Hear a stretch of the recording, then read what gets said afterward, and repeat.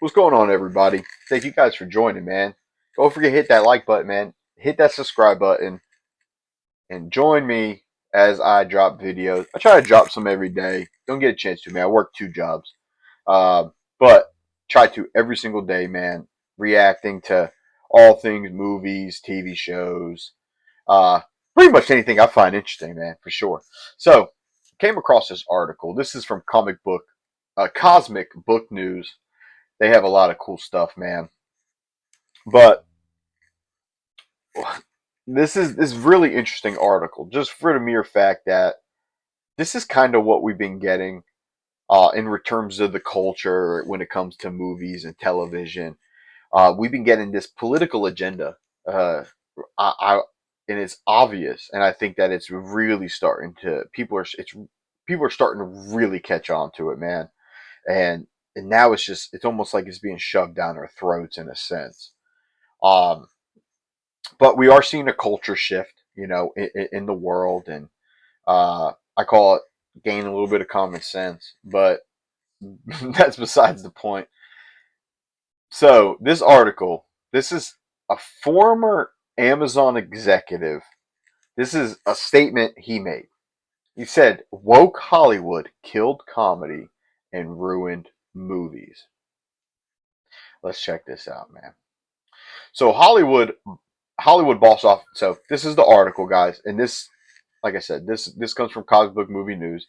Uh, Hollywood's box office is still struggling, and according to former Amazon studio boss Roy Price, the problem isn't COVID, streaming, or superhero fatigue. It's woke culture and lazy writing. Can't disagree. In a lengthy post this week on Substack, Price, and who helped launch Amazon TV and movie division, blamed the industry's collapse in quality uh, in collapse in quality on bad creative decisions. He argues that Hollywood has abandoned sharp, character-driven storytelling in favor of safe, politically correct script that doesn't challenge anyone or make people laugh. I would agree to that in a sense. Now we still get some funny stuff, man. It's usually like quirky, and we get it from like the Marvel stuff, and you got guys little jokes in there, and then we even have some. Well, we really don't have any rom com stuff like that anymore, but there's still some funny elements and some funny parts into movies, right? Ryan Gosling stuff he does. Um, However, yes, that is very correct. We do have less. That's a funny picture. They We do have less character driven stuff. Yeah, it's always an inclusion of everybody, and it's almost like it's every movie ends up being a movie about a team, right? But that's not always the case, man. Sometimes it's a movie about a character and character interaction with other characters. You know, but the woke culture, it has definitely just put a bad taste in people's mouth. I think that going forward, we're going to start seeing less of it. I think that it's obvious from their perspective. They know what they've been doing, and they know it's not working. They're going to have to shift gears. Who knows what it was for? What politically drove them to have all this correctness and all this inclusion, kind of where it's unwarranted, I feel, and it's just they do it just for the sake of doing it, and I'm not a fan of that. Just recently, with the How to Train a Dragon remake, we got the DEI Vikings that came raiding in the beginning, which was just super interesting to see. But I get it, I get it. And Ironheart is another recent example of it. They had a whole DEI hacker thief squad. Uh, but I do feel we're gonna start seeing less and less of it. These are movies that were made years ago. They are coming out of production and being put into the movies. It takes a process in that. So we're gonna start seeing less of it, guys. I do believe that. But it says the death of comedy. I'm interested. I'm curious to see what the rest of this article says. It says one of the biggest casualties is comedy. Uh, Price points out that Price points out that comedies used to account for 15 to 20% of the box office. In 2025, they're barely 2%. Holy shit! So we really don't. We don't get any comedies anymore. People aren't funny because you have to be so politically correct. You can't make jokes anymore. Where'd they go? Well, Hollywood killed them. Today, writers and directors are terrified of offending anyone. Classic comedies, Ghostbusters, Beverly Hills Cops, Caddyshack, The Hangover wouldn't survive a pitch meeting. Instead, studios cracked out bland content that tries to check social media boxes but forget to be funny. Absolutely. Man, checking them DEI boxes, man. And no, these comedies aren't secretly thriving on streaming. Price challenges anyone's to name a single great original streaming comedy from the last 5 years. They don't exist. Coincidentally, the domestic box office is down about 17% from pre-pandemic levels. Price suggests that missing comedies audiences explains a big part of that gap. I agree. I agree. Man, people miss to go see some funny shit, man. You know, I used to love to go see. I remember going to see like Don't Mess with the Zohan. So freaking funny in the movie theaters. I remember going to see like Bo Rat, right? I mean, these are just those are like recent examples. I'm not even talking about those great ones that they mentioned, right? Ghostbusters, Caddyshack. I'm unfortunately not old enough to have experienced those in the theaters, but like Caddyshack's one of the greatest comedies of all time. Um, another point that they mentioned is was bad development and worse characters. Man, that is the hardest part for me, man. When I watch things now, it's just like they have so many characters that you just don't care about, and but they make an emphasis on focusing on these characters. I find it to be just crazy interesting. The problem runs deeper than comedy. Price also says Hollywood's development process has fallen apart. Studios used to spend years developing great scripts. Now they push half-finished stories into production, afraid of taking creative risk. Price points to their two recent creative failures: The Materialist, a romantic comedy starring Dakota Johnson. We all know that, and but apparently, from what I've read, I haven't watched it yet. I'm gonna wait till me and the wife we're gonna watch that together. But I end up hearing it wasn't even a comedy. It was more of like a drama than anything. And then Pixar's Ilio, which another thing I heard about Ilio was they said that it was he was of the original idea was that he was going to be a queer, a kid being a queer. Get out of here with that shit, man! Stop! Stop! Stop! Which I'm glad they changed it because I heard like I'm sure it's not a bad movie, by the way.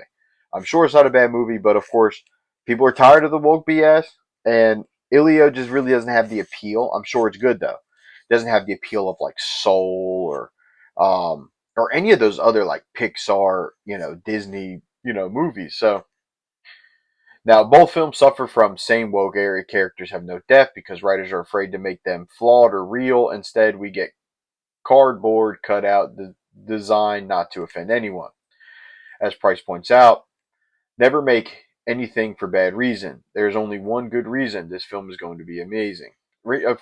That's the only thing I would only make something like I only try to make videos, guys. The stuff I'm interested in, right? But of course, when I'm making them, I'm not half-assing it. I'm not trying to, cut any corners, man. Like you have to make characters real. You have to be real. You have to be authentic. I don't see anything wrong with that. Don't see anything wrong with that. The collapse in quality movie and TV projects lined up with the rise of the woke mind virus in Hollywood. That's what Elon calls it. Where writers and studios care more about pushing agendas than making great stories people actually want to watch. While culture fears smart storytelling, I agree. Preuss doesn't name names, but it's clear what he's talking about. Since 2007, Hollywood has been obsessed with politics and social media outrage. Agreed. He says there was a sense that anything too elite was bad and anything too hard to write was elite. Interesting. That means no more Mad Men, no more Sopranos, even Tootsie, which took years of rewrites to perfect, wouldn't get made today. Too risky, too difficult. Man, Mad Men, fantastic. Sopranos, fantastic. I love The Sopranos, man. It does fall off at the end, but Sopranos is one of the best television dramas of all time. Instead, studios aim for safe, simple, political, correct stories, and audiences are tuning out. It's very true. The solution in this article says the solution: make great movies again. Price says way forward is simple but hard. Hollywood has to care about quality again. I agree, and I think that's where we're going to be going. I think we're going to start seeing studios making less movies and making more quality films and more quality product. I understand the streaming atmosphere, and we'll still get. I feel like we'll still get those streaming movies, but I've always treated streaming movies on the lines with like ready to video type of deal, right? Remember those movies that would just that you would get a commercial and it's like get on DVD and VHS, and it's like didn't even hit the theaters. But sometimes those movies weren't bad; they were okay. That's what we get with the streaming movies. So those original streaming films, sure, I believe even Netflix. Those are all studios now, right? They're going to create. They're going to have their great ones, which we'll get. We won't get so many of them, but then we'll of course get those visual, like bam, and then they'll get the series. But they have to spend more time. They do have to spend more time. I agree. It says he specifically calls for a return to real development, multi drafts, tough notes, and hard work. And while he doesn't directly mention DEI or social media, his argument makes it clear what's holding Hollywood back today. If you connect the dots, the fixes are obvious. Stop chasing social media trends. Stop producing scripts that check DEI boxes but ignore characters and stories. Bring back real development, multi drafts, tough notes, and hard work. As reminds people, the industry has also thrived on few great movies, but not endless mediocre ones. Today's studios aren't even aiming for greatness, they're settling for good enough, and it shows. Until Hollywood remembers how to write great characters and tell meaningful, funny, and moving stories, expect the box office slump and the audience exodus to continue. Man, good stuff, man. I'm gonna put the article down below, man. If anybody else wants to check it out, read it. But I mean, he's making a point. You know, stop fitting agendas, man. Let creatives be creatives. Now, when it comes to a certain point, but sometimes you got to take risks, man. There's been so many great movies that have been just so hard to watch, and so divisive, but they're such great films, right? And I understand, it could offend anybody, but don't watch it. I'm seriously. Um, you can't check all the boxes all the time, man. When you tell movies about history, when you tell them movies about certain people, I mean, you have to keep it accurate, man. I'm sorry. I agree that I agree with that. You know, you don't have to include everybody, but you can make stories for everybody. And that's what they've done for many years, but now they make it a point to like everybody has to be included in a certain film. You got to have this type of character, that type of character. They have to look this way or they have to look that way.